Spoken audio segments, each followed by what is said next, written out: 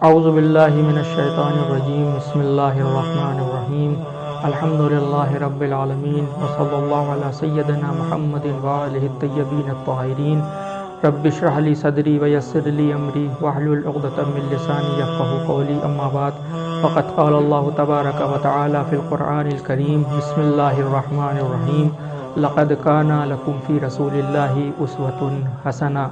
नाज़रीन गिरामी, जैसा कि इससे पहले वाली तकरीर में आपने मुलाहज़ा फ़रमाया कि उसमें सीरत इमाम हुसैन उम्मत के लिए मशअल राह, ये हमारा मौजू था और इस तकरीर का हमारा मौजू है सीरत इमाम हुसैन उम्मत इस्लाह उम्मत के तकाज़े।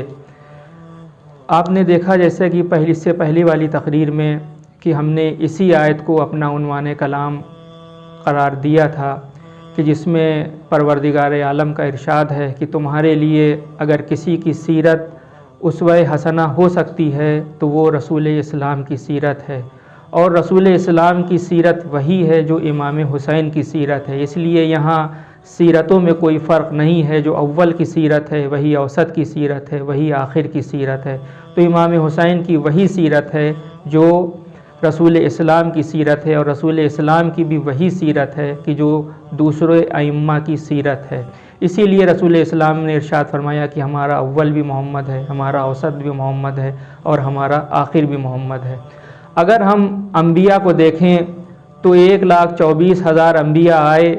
हर नबी के ज़माने में इख्तिलाफ और इन्हिराफ के रास्ते, गुमराही के रास्ते, बातिल के रास्ते अलग अलग होते थे, लेकिन सबका मकसद और हदफ एक था, वो था लोगों की हिदायत करना, लोगों को सही रास्ते पर लाना, लोगों को ज़ुल्मात से निकाल कर नूर की तरफ लाना।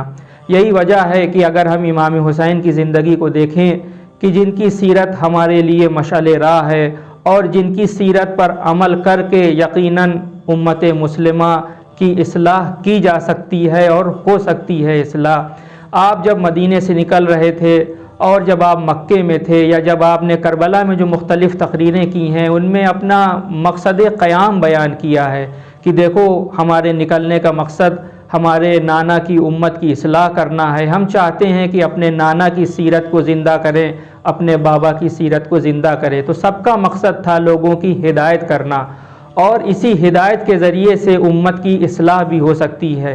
तमाम अम्बिया, जितने भी अम्बिया थे, 1,24,000 नबी जो आए हैं, सबका मकसद यही था कि लोगों की इस्लाह करना, हिदायत की तरफ लाना।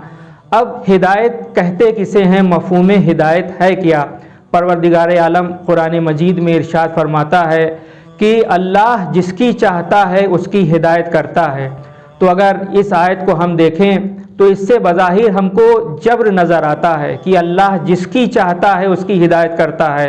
अब अगर क़यामत के दिन, महशर के दिन गुमराह लोग, बातिल परस्त लोग, वो लोग कि जिनकी ज़िंदगी गुनाहों में बसर हो गई, यजीद जैसे लोग, फ़िरऔन जैसे, हामान जैसे लोग, ये अपना मुकद्दमा पेश कर सकते हैं कि ऐ परवरदिगार, तू ही ने तो अपने कुरान में कहा था कि अल्लाह जिसकी चाहता है उसकी हिदायत करता है। तो हम तो मजबूर थे, अगर तू चाहता तो हमारी भी हिदायत हो सकती थी, तूने नहीं चाहा लिहाजा हमारी हिदायत नहीं हो सकी। और इसी तरीके से जितने भी गुनाहगार इंसान हैं सब वो अपना मुकद्दमा पेश कर सकते हैं कि अल्लाह अगर तू चाहता तो हमारी हिदायत हो सकती थी। इसको हम एक मिसाल के ज़रिए से बयान करते हैं कि देखिए, हम कहते हैं कि फ़लाँ उस्ताद ने हमको पास कर दिया या फ़लाँ उस्ताद ने हमको फ़ेल कर दिया। यकीनन पास करना या फ़ेल करना उस्ताद के हाथ में होता है, लेकिन मसला ये है कि उस्ताद कब पास करता है और कब फ़ेल करता है।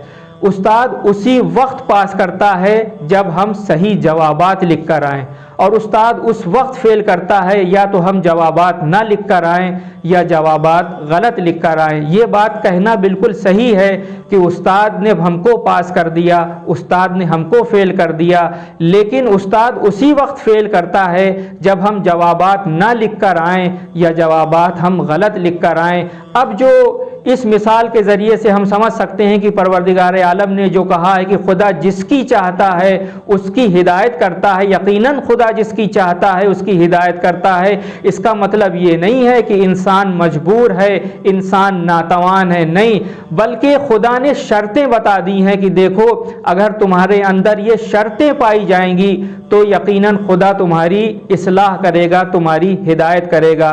तो हिदायत पाने की सबसे पहली शर्त यह है कि इंसान के अंदर ज़रफ़ियत होना चाहिए, हक़ बात कबूल करने की, सच कबूल करने की, इसलिए कि सच बात पहुंचती तो बहुत लोगों तक है, हक़ बात मालूम तो सबको होती है, लेकिन उसको कबूल करने की ज़रफ़ियत सब में नहीं होती है। और अगर हम इस चीज़ को देखें, रसूल इस्लाम की ज़िंदगी में देखें कि रसूल इस्लाम मक्के में हैं और कुछ लोग जब मदीने से मक्के जाने लगे तो उनसे कहा गया कि देखो वहाँ एक शख्स है मोहम्मद जो हमारे बुतों को बुरा भला कहता है और वो कोई किताब है उसकी तिलावत करता है, जब तुम वहाँ जाना तो अपने कानों में रुइयाँ भर लेना।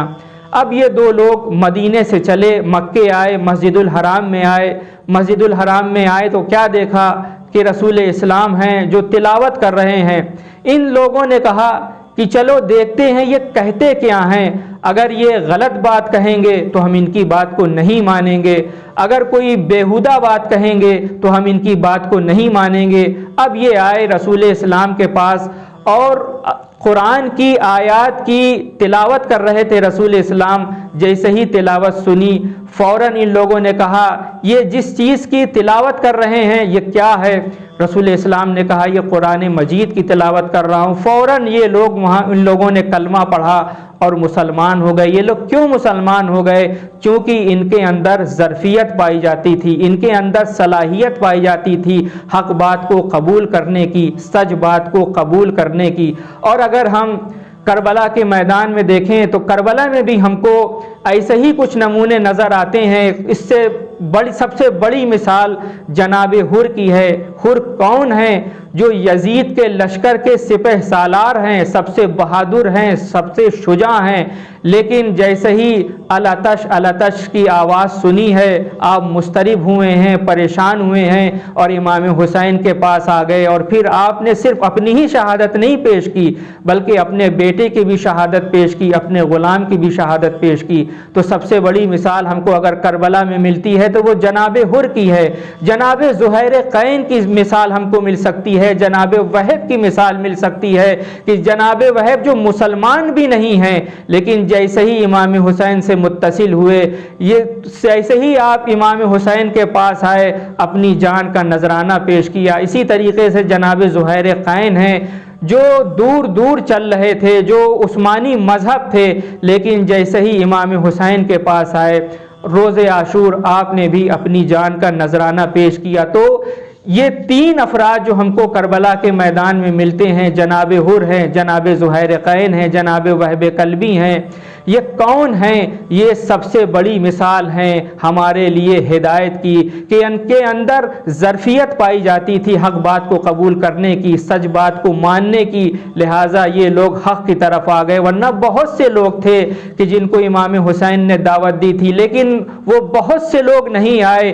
उन बहुत से लोगों में से कुछ कमील ये तीन अफराद थे जो इमाम हुसैन की तरफ आए। तो सबसे पहली बात ये है कि इंसान के अंदर हक़ बात कबूल करने की ज़रफ़ियत होना चाहिए, सलाहियत होना चाहिए। दूसरी बात यह है जिसकी परवरदिगार आलम हिदायत करता है वो है कि इंसान मुजाहिदत करे, कोशिश करे। ऐसे इंसान की परवरदिगार आलम हिदायत करता है।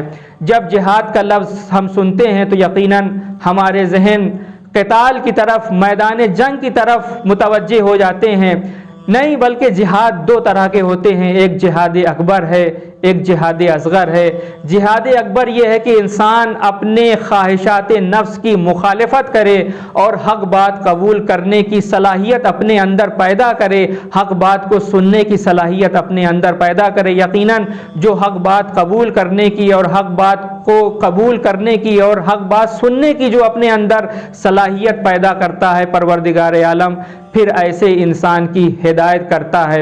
एक शख्स है जो छठे इमाम के पास आया, मुर्जिया है, वो शिया भी नहीं है, और आके कहने लगा, यब्ना रसूलुल्लाह, हमारे ये अकायद हैं कि ये हमारे अकायद सही हैं। कुछ नशिस्तें हुई छठे इमाम के साथ, जब वो नशिस्तें तमाम हो गईं तो वो शिया हो गया। वो क्यों शिया हो गया? चूँकि उसके अंदर हक बात कबूल करने की सलाहियत पाई जाती थी। और तीसरी जो सबसे बड़ी वजह है कि अल्लाह उसी की हिदायत करता है कि जो अपने ईमान पर कायम रहे। वरना बहुत से लोग हमें तारीख़ में मिलते हैं जो पहले रसूल इस्लाम के पास आए, मुसलमान हुए, लेकिन बाद में वो काफिर हो गए, मुर्तद हो गए। तो जो करबला हमारे लिए मशअल राह है, करबला हमारे लिए सबसे बड़ी दरसगाह है, और अगर हमको उम्मत की इस्लाह करना है तो यकीनन करबला हमारे लिए सबसे बड़ी दरसगाह हो सकती है कि किस तरीक़े से करबला ने पूरी तारीख़ में लोगों की हिदायत की है, और सिर्फ़ उन्हीं लोगों की हिदायत की है कि जिनके अंदर हक बात कबूल करने की सलाहियत पाई जाती थी। परवरदिगार आलम से दुआ है कि परवरदिगार आलम हमारे अंदर भी वो सलाहियत और वो ज़रफ़ियत पैदा कर दे कि हम जहाँ भी हक बात सुने उसको कबूल करने की ताकत और सलाहियत हमारे अंदर पैदा हो जाए। वस्सलामु अलैकुम व रहमतुल्लाहि व बरकातुहू।